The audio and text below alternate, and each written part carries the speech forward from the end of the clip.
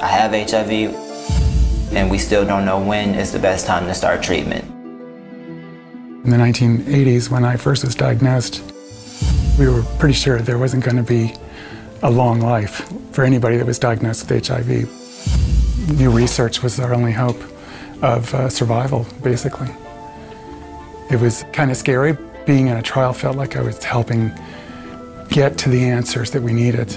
At the time that I was diagnosed, which was in 1986, the atmosphere was turbulent. The fear, the confusion, the angriness that was caused by my illness was something that I wanted to come to terms with. I didn't want to go on living my life that way. I was in multiple studies over about a 10-year period, were instrumental in allowing me to be the person that you're talking to today. And the clinical trial was a real answer to that issue. I've been in HIV clinical trial research for 20 years, and what makes this special, what keeps me motivated and involved, is that we are making progress. We are making a difference. The START study is an acronym for Strategic Timing of Antiretroviral Treatment.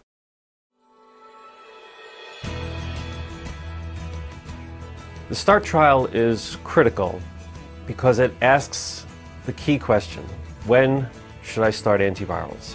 The truth is we don't know. That's why the study is being done, to provide data, to provide evidence, so that all of us can make the right decision.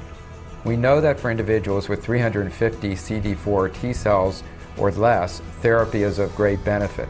We don't know what to do with people over 500 CD4 cells and how to balance the potential good of the medicine against the potential side effects or harm. One of the pressing questions that women have is, when is the best time to start treatment?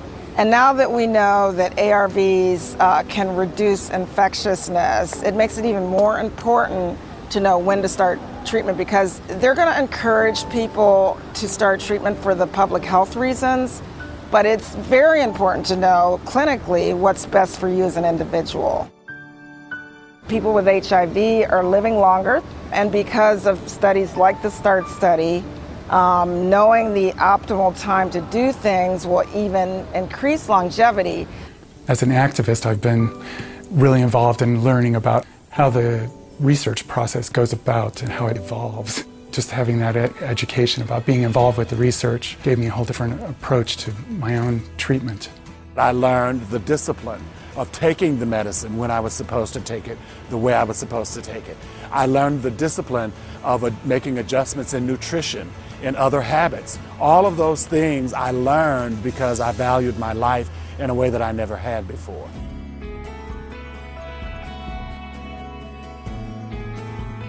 Individuals who are eligible for the START study are people who are HIV positive and have more than 500 CD4 cells and have never taken HIV medications before.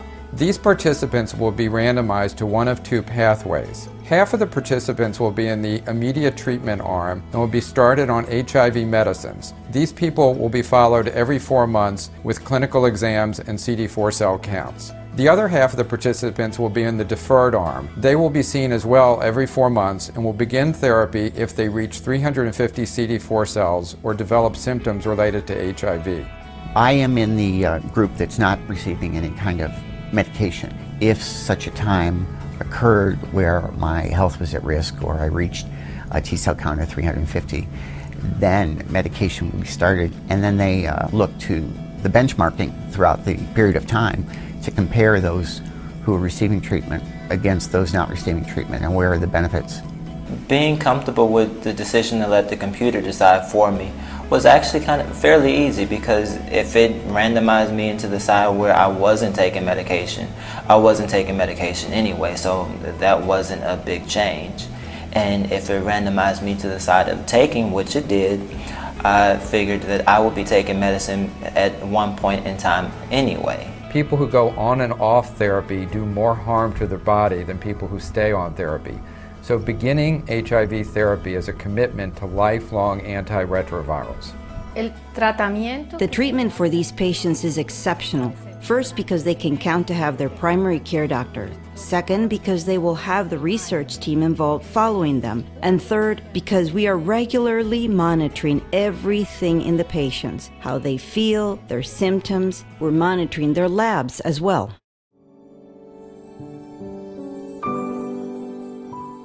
Patients who participate in START can be aware that they're contributing not only in their own community but throughout the globe. The importance of the START study can be seen by the large number of countries and institutions participating.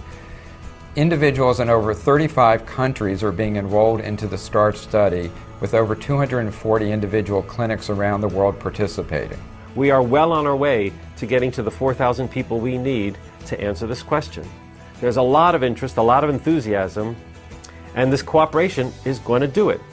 That the organization was really looking to address how to look at this epidemic from a worldwide, global perspective.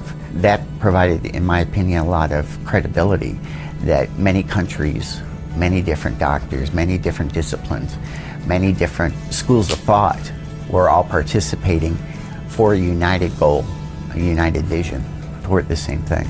I decided to participate in the START study because I wanted future generations to have a better fighting chance to know when to take medicine.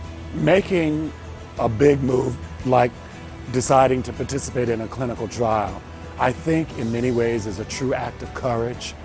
And for many of you, you can find in yourself what it takes to be a part of this struggle to make our world a better and healthier place. The idea that you're helping the larger community get a really important answer to a treatment question. It'll impact your life, and your volunteering to do it will impact thousands and thousands of people's lives in the future. Doctors will use this information to make decisions for everybody that comes up against HIV. It's a great thing to do.